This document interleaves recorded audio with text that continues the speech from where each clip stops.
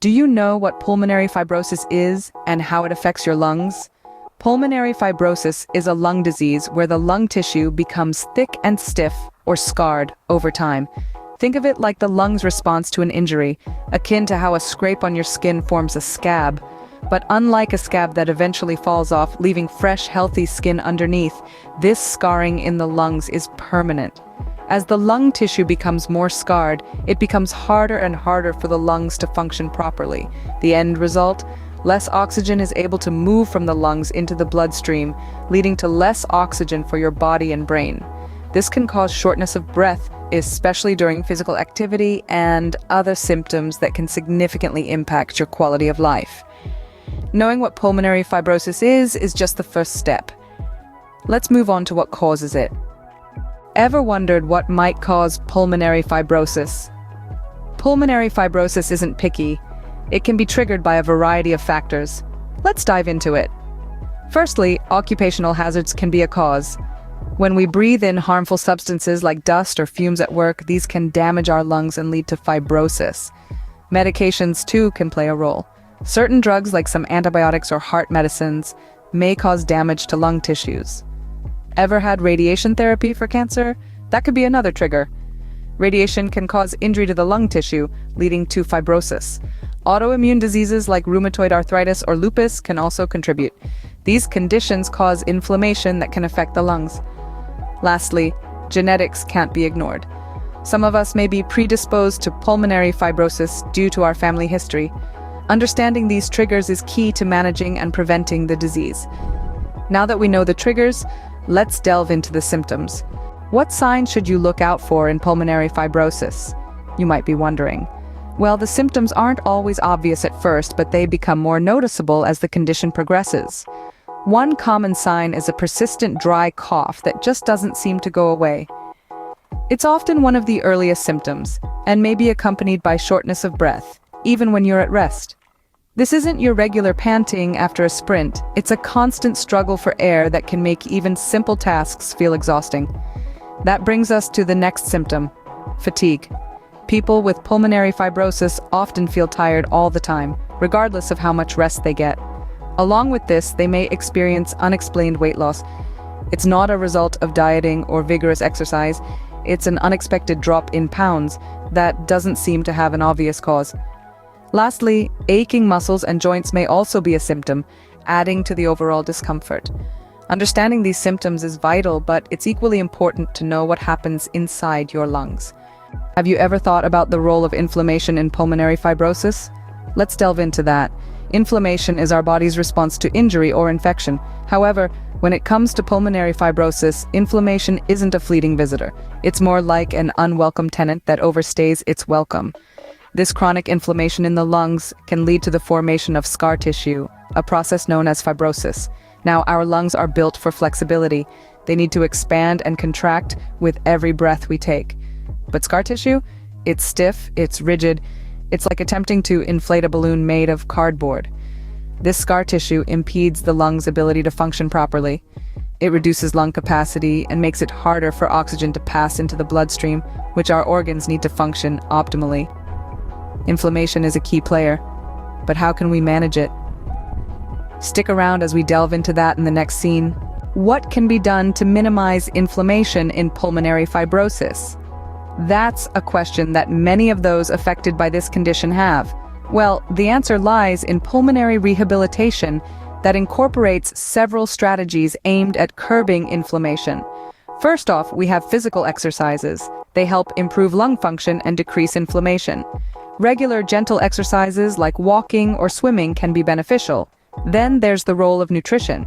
A diet rich in anti-inflammatory foods like fruits, vegetables, fish, and whole grains can help manage inflammation. Another aspect is medication. Certain drugs may help control inflammation and slow down the progression of the disease. Lastly, breathing exercises and techniques can be a game changer. They can help clear the lungs and reduce inflammation. Remember, each person is unique, and what works for one might not work for another. Therefore, it's important to work with healthcare professionals to develop a personalized plan.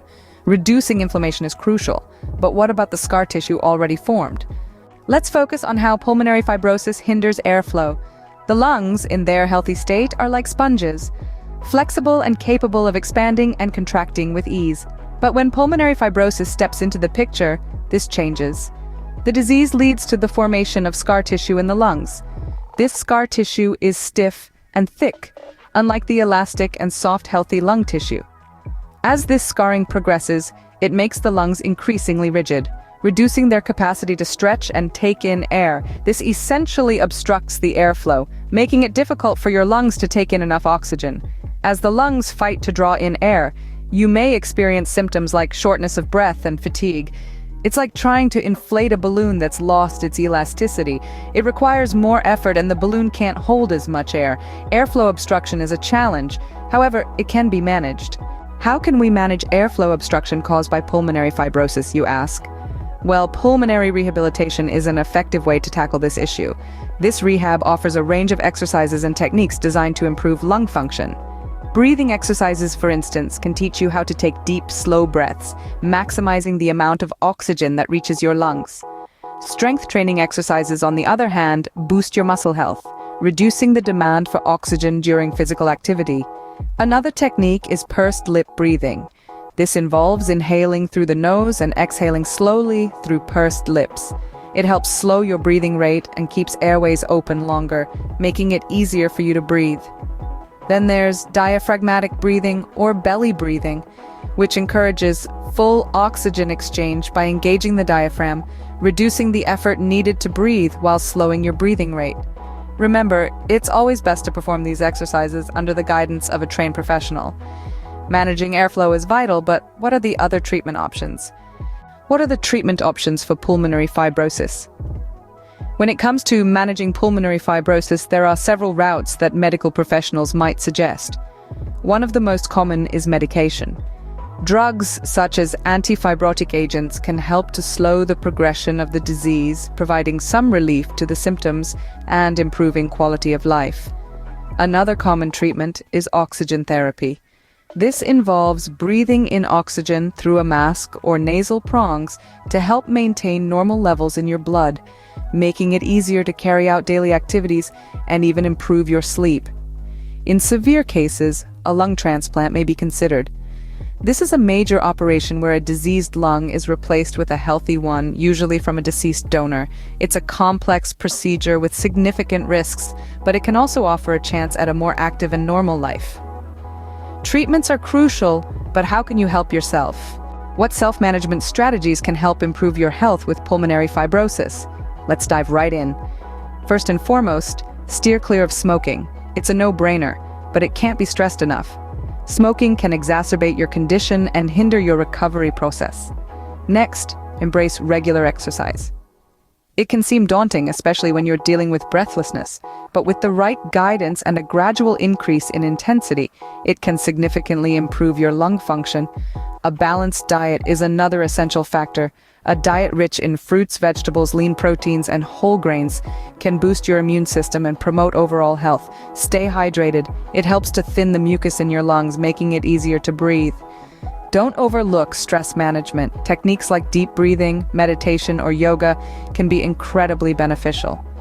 Lastly, adhere to your treatment plans. It might be tempting to skip a pill or a therapy session, but consistency is key. Self-management is a long-term commitment, and remember, early detection matters. Why is early detection so important in pulmonary fibrosis? That's a question worth exploring. When it comes to managing pulmonary fibrosis, time is of the essence. The sooner it's identified, the quicker the appropriate treatment methods can be implemented.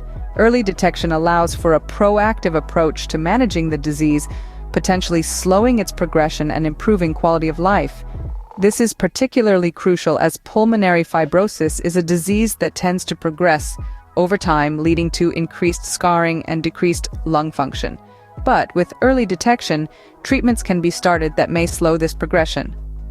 Moreover, early detection provides an opportunity to make lifestyle changes, such as quitting smoking or adopting a healthier diet, which can also play a significant role in managing the disease.